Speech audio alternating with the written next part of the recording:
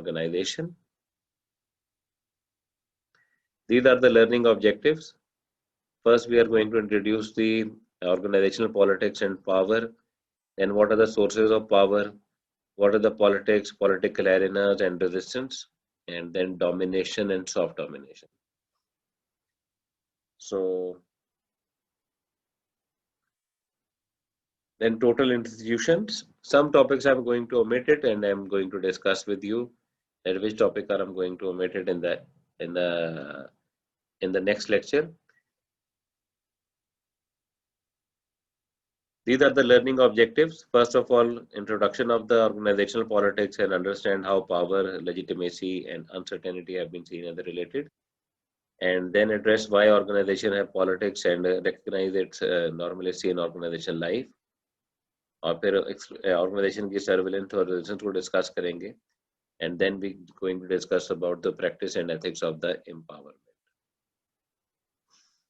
Okay, the first of all understanding office and organizational politics.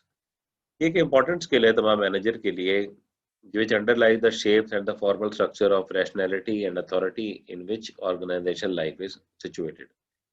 तो अगर आप broadly बात करें तो it refer to the network of social relation between people in and around organization, between employees and their manager, customer, suppliers, competitors, all of whom can be involved in the organizational politics insofar as they are related whether wittingly or not in practice of power. चाहे वो इस मामले में involve होना चाहते हैं, नहीं involve होना चाहते, और तो इस वजह से वो इन्वॉल्व हो जाते हैं.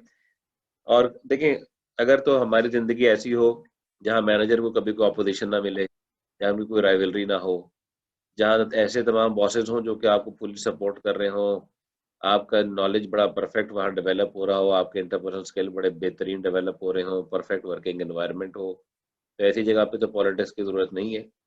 लेकिन शायद ऐसी वर्क प्लेस जो है वो आइडियली होगी जो कि किसी को मिले. तो इसलिए जो है पॉलिटिक्स जो है वो ऑर्गेनाइजेशन के अंदर इस्तेमाल होती है. पॉलिटिक्स को आप समझ लें कि politics is the practice of power. Politics is the practice of the power. Organization politics is the practice of the power in the organization, जिसके अंदर मुख्तलिफ लोग जो हैं वो मुख्तलिफ तरीक़ों के साथ जो है अपनी पावर को प्रैक्टिस करते हैं. अब लेकिन इसके हवाले से ऑर्गेनाइजेशन के अंदर जो है आप देखते हैं कि बहुत सारे फॉर्मल रूल्स भी हैं, इनफॉर्मल रूल्स भी हैं जो कि लोगों की एक्टिविटीज़ को कोऑर्डिनेट करते हैं. और उसकी वजह से आपने लास्ट चैप्टर में डिस्कस किया कि बहुत सारे लोग जो है मुख्तलिफ किस्म के कॉन्फ्लिक्ट्स भी फेस करते हैं, और ऑर्गेनाइजेशन का कल्चर जो है वो उन कॉन्फ्लिक्ट्स के अंदर जो है वो रोल भी प्ले करता है. उसकी वजह से मुख्तलिफ ग्रुप्स बन जाते हैं, डिफ्रेंसिएशन क्रिएट होती है. तो इसलिए ऑर्गेनाइजेशनल पॉलिटिक्स जो है वो एक ऑर्गेनाइजेशन कल्चर का और ऑर्गेनाइजेशन का एक लाजमी सा हिस्सा बन जाता है. और organizational politics is a simple fact that organization are composed of relation of power. अच्छा, क्योंकि हम बार बार वर्ड पावर की बात कर रहे हैं तो पावर की भी डेफिनेशन करना बड़ा ज़रूरी है कि पावर से मुराद हमारी क्या है. और कि पावर से बुनियादी तौर पे मुराद ये है कि अगर कोई एक शख्स दूसरे शख्स से वो काम करवा ले जो कि वो नहीं करना चाहता. नॉर्मली तो पावर को इसी तरह डिफाइन किया, सिंपल डेफिनेशन है पावर की. Most common definition is that the chance of for an actor to realize their own will in a social action even against the resistance of the other. यानी आप दूसरे शख्स से वो काम करवा लें जो कि वो शायद ना भी करना चाह रहा हो, तब भी आप उसे करवा लें, तो फिर आप कहेंगे ये पावर है. एंड ये एक्टर जो कि दूसरे शख्स से काम करवा लेता है, दैट एक्टर में भी इंडिविजुअल भी हो सकता है, एक ग्रुप भी हो सकता है. और अगर हम power mean forcing other to do things against their will, ये तो बहुत ही बेसिक सी डेफिनेशन है. However, power can be far more positive and less mechanical when it shapes and frames what other wants to do seemingly of their own volition. यानी कि power का ये तो बुनियादी कॉन्सेप्ट करवा लें कि आप दूसरे से वो काम करवा लें जो वो नहीं करना चाहता, लेकिन पावर इससे ज़्यादा पॉजिटिव पावर भी होती है कि आप ऐसा माहौल क्रिएट करें, ऐसा एनवायरनमेंट क्रिएट करें कि वो लोग अपनी मर्जी से वो ये काम कर रहे हैं. ठीक है, तो अब हम इस चैप्टर के अंदर देखेंगे कि पावर के कौन से एस्पेक्ट जो है वो गुड हैं, कौन से एस्पेक्ट जो है वो बैड हैं. इनको हम डिस्कस करेंगे, which good, bad and the ugly. और ज्यादातर तो ज्यादा फोकस जो है वो बैड और अगली के ऊपर देखा गया है पावर के हवाले से। पावर, जिस तरह पहले भी प्लेटो ने कहा कि power brings corruption and more power brings more corruption. तो ये वो एस्पेक्ट्स हैं जो कि पावर के बैड एस्पेक्ट को फोकस करते हैं। पर क्रिटिकल मैनेजमेंट स्टडीज ने इसके अलावा भी अगर आप देखना चाहेंगे तो पावर के और भी एस्पेक्ट्स को, पॉजिटिव एस्पेक्ट को डिस्कस किया है, वो भी हम इसके अंदर डिस्कस करेंगे। अच्छा, ऑर्गेनाइजेशन जो है अगर आप देखें तो एक कॉम्प्लेक्स इंटरनल और एक्सटर्नल नेटवर्क के अंदर एग्जिस्ट करती है, जिसके अंदर उनके कस्टमर्स हैं, सप्लायर्स हैं, एम्प्लॉयज हैं, और भी अदर रिसोर्सेज हैं। तो लेकिन आपने ये देखा गया कि मुख्तलिफ मैनेजमेंट की बुक्स के अंदर ये कम ही डिस्कस किया जाता है कि ऑर्गेनाइजेशनल पॉलिटिक्स का या पॉलिटिकल बिहेवियर क्या होता है, उनका क्या रोल है। और टिपिकली इसको ज़्यादातर इसे देखा जाता है कि ये लोग जो हैं वो रेजिस्टेंस क्रिएट करने के लिए करते हैं, और इसको ज़्यादा डिसफंक्शनल समझा जाता है। पॉलिटिक्स को consider to be a dirty word, कि जी पॉलिटिक्स हो रही है, जी पॉलिटिक्स कर रहे हैं जी लोग। लेकिन नॉर्मली पॉलिटिक्स से मुराद ये भी है कि आप ऑर्गेनाइजेशन के अंदर जो काम करना चाह रहे हैं, उसमें जो लोग आपके मददगार हो सकते हैं, जो आपकी हेल्प कर सकते हैं, उनको आप जानते हो, वो आपको जानते हो, और आपके काम के बारे में भी जानते हो, और आपकी उनके साथ कम्युनिकेशन भी हो। और politics is sometime conflicted with politicking. और जो कि एक लोग कहते हैं ना पॉलिटिक्स कर रहा है, उसको पॉलिटिकिंग कहते हैं, कि ये कोई अच्छा वर्ड नहीं है।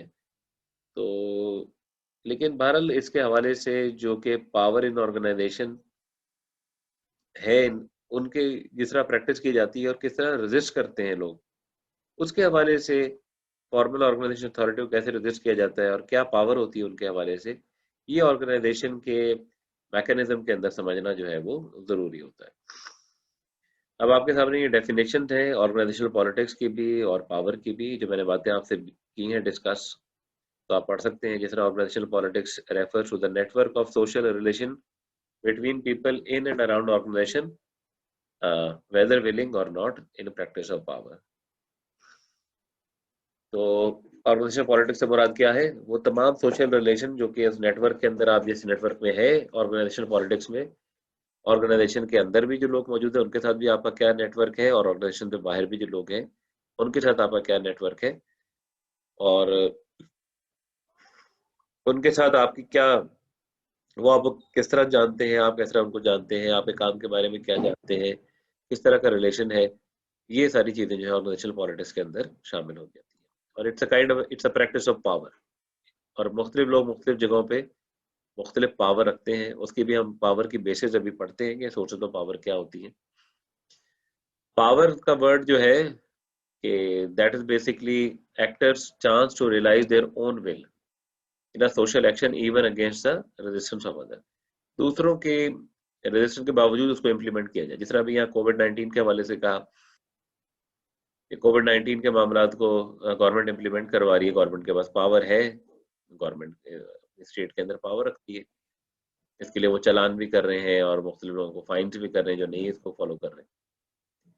फिर इसके अलावा ऑनलाइन क्लासेस के हवाले से अब स्टूडेंट जो पढ़ रहे हैं, अब उनकी एक यूनिवर्सिटी की भी पावर है, लेकिन यूनिवर्सिटी के ऊपर जो है गवर्नमेंट की पावर है कि गवर्नमेंट ने एजुकेशन इंस्टीट्यूशन को कहा ही है कि आप सारे ये काम को जो ऑनलाइन के ऊपर ले जाए।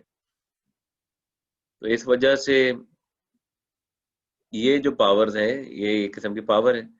तो पावर जो है वो एक एक्टर जो है वो इंडिविजुअल भी हो सकता है। इस तरह इस केस में कोविड-19 में आपने कहा गवर्नमेंट, पूरी गवर्नमेंट है। उस केस में एक पूरा ग्रुप है, और इंडिविजुअल भी हो सकता है। यानी आपकी जिस जगह पे आपका मैनेजर है या घर में आपके फादर हैं या फिर जिनकी वजह से पावर है, वो कर सकते हैं काम।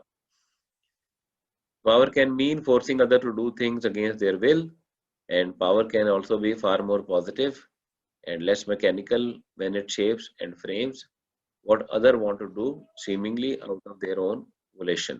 volition में भी अपनी मर्जी से जो काम करें। पावर जो है वो इसके अलावा भी ये भी हो सकता है कि इस तरह का माहौल बनाया जाए, इस तरह का एनवायरनमेंट किया जाए कि वो लोग अपनी मर्जी से वो काम करें जो कि आप उनसे चाह रहे हैं करवाना। अच्छा जी, सोर्सेज ऑफ पावर। अब हम बात करते हैं कि पावर की सोर्सेज क्या होती हैं। पावर की बहुत सारी सोर्सेज हैं। जब हम ये चाह रहे हैं कि लोग हमारी बात माने, हमारी बात करें, तो हम कहाँ से करेंगे? अगर आप ये देखें कि आप अपना ज़िंदगी का एक तिहाई हिस्सा जो है, वो ऑर्गेनाइज़ेशन के अंदर गुज़ार देते हैं, जिसके अंदर एक कॉम्प्लेक्स रिलेशनशिप है अदर लोगों के साथ, और सम टाइम ऑर्गेनाइज़ेशन के अंदर आप ऐसे काम करते हैं जो कि आप से लोग करवाना चाह रहे होते हैं, मैनेजर आपको मजबूर करते हैं कुछ मामलात में करने के हवाले से, क्योंकि उनके पास ऑर्गेनाइज़ेशनल पावर होती है। तो इस हवाले से अगर देखा जाए, तो ऑर्गेनाइज़ेशन जो बुनियादी मॉडल यूज़ करती है, बुनियादी तौर पे एक जो मॉडल यूज़ करती है, वो ब्यूरोक्रेटिक मॉडल होता है। जब ब्यूरोक्रेटिक मॉडल में क्या होता है, एक हियरार्की है, एक डिवीज़न ऑफ लेबर है, फिर जॉब डिस्क्रिप्शंस हैं, फिर ऑफिशियल पोजीशंस क्या हैं, और फिर स्पैन ऑफ कंट्रोल क्या है, कौन किसको रिपोर्ट कर रहा है, फिर एक चेन ऑफ कमांड बनाई जाती है, ओवरऑल कितने लेवल्स ऑफ मैनेजमेंट हैं, और इसी तरह उनके गोल्स क्या हैं ऑर्गेनाइजेशन के, उनकी स्ट्रैटेजी क्या है, उनका विजन क्या है, उनका मिशन क्या है, और ये किस्म के आप समझ लें कि एक ब्यूरोक्रेटिक मशीन बनाई जाती है, समझा जाता है ऑर्गेनाइजेशन। लेकिन ये ब्यूरोक्रेटिक मशीन जो है, ये बिल्कुल अगर तो मशीन की तरह चलती रहे तो ठीक है। लेकिन देखा गया कि ऐसा नहीं है कि बिल्कुल मशीन की तरह चलती रहे और विदाउट एनी फ्रिक्शन चलती रहे। तो ये किस्म की it's more than a reality कि एक मशीन की तरह ऑर्गेनाइजेशन हो। बहुत ही कम ऑर्गेनाइजेशन है which would have achieved the machine like and friction free efficiency. तो दैट्स व्हाई पॉलिटिक्स जो है वो ऑर्गेनाइजेशन के अंदर आती है, क्योंकि बिल्कुल ही मैकेनिकल नहीं है ऑर्गेनाइजेशन। उसके अंदर लोग हैं, अपने ग्रुप्स बनाते हैं, अपने इंटरेस्ट है उनके, और वो उस तरीके के साथ वो काम करना चाहते हैं ऑर्गेनाइजेशन में जिस तरह वो करना चाहते हैं कि हम ये चीज़ें हासिल कर सकें। इसकी वजह से पॉलिटिक्स का रोल वहाँ आ जाता है। और इसलिए ऑर्गेनाइजेशन को बिल्कुल मशीन की तरह समझना और ये कहना कि बिल्कुल मशीन की तरह है, it's a kind of out of the place and something that was illegitimate, even if the ideal of the machine was one in which uh, relays of authority were expected to connect all actions in the organization. Uh, so then which impeded the legitimate authority was something labeled illegitimate, something labeled as power as opposed to authority. मतलब अगर आप ये कहें कि organisation जो एक machine है, एक अथॉरिटी है, अब जो उस अथॉरिटी को रेजिस्ट करेगा उनके एक्शंस को, ठीक है, जब एक्शंस को ऐसे एक्शन हैं जिनको आप समझते हैं कि ठीक नहीं है, जब आप रेजिस्ट करेंगे तो according to the machine metaphor, हमने कहा था मशीन का भी मेटाफर है, और मैंने आपको बताया ब्यूरोक्रेटिक मशीन को, अगर ऑर्गेनाइजेशन को जो लोग ब्यूरोक्रेटिक मशीन समझते हैं, जब वो इसको ब्यूरोक्रेटिक मशीन समझेंगे तो जो लोग इसको रेजिस्ट करेंगे वो ये समझेंगे कि ये इलिजिटिमेट है, ये गैर कानूनी है जी, और उसको कहेंगे जनाब ये अपनी कलेक्टिव पावर शो करने की कोशिश कर रहे हैं, और ये पावर ये पॉलिटिक्स में पढ़ रहे हैं जी। और इन दिस वे ये लोग ऐसे ये जो पर्सपेक्टिव है ये पावर को इलेजिटिमेट समझता है, और अथॉरिटी जो कि एक ऑर्गेनाइजेशन जो पावर की फॉर्म है उसको वो लेजिटिमेट समझते हैं। तो जो रैशनल अथॉरिटी है, और तो उसके हवाले से जो कि बेसिस ऑफ पावर है, उसको पॉलिटिकल साइंस जो है वो डिस्कस करती हैं कि उन्होंने सर्च की है कि ऑर्गेनाइजेशन के अंदर जो पावर है वो कैसे होते हैं, और जो अथॉरिटी को चैलेंज कर देती हैं जो पावर्स, वो पावर की बेसिस कौन सी होती है। और तो इसके हवाले से many potential sources of basis of power have been listed including, जैसे इंफॉर्मेशन एक पावर है, आप किसी के पास एक्सपर्टीज है उस काम के हवाले से, वो एक पावर है। फिर आपकी क्रेडिबिलिटी रेपुटेशन वो एक पावर है। फिर आपका स्टैचर, आपका स्टेटस, आपकी प्रेस्टीज वो एक पावर है। फिर एक अनसर्टेनिटी, ऑर्गेनाइजेशन की अनसर्टेनिटी एग्जिस्ट करती है, उस अनसर्टेनिटी के अंदर आप कैसे प्ले करते हैं वो एक पावर है। फिर आपकी जो एक्सेस है टॉप लेवल मैनेजमेंट तक कितनी आपकी रसाई है, ये एक पावर है। मनी ऑर्गेनाइजेशन के अंदर कितना कंट्रोल है उसके ऊपर, सैंक्शंस के ऊपर, रिवॉर्ड्स के ऊपर, पनिशमेंट के ऊपर, रिसोर्सेज के ऊपर, तो ये सारी इंपॉर्टेंट सोर्सेज हैं पावर के हवाले से। तो पहले हम एक इम्पॉर्टेंट कॉन्सेप्ट है लेजिटिमेसी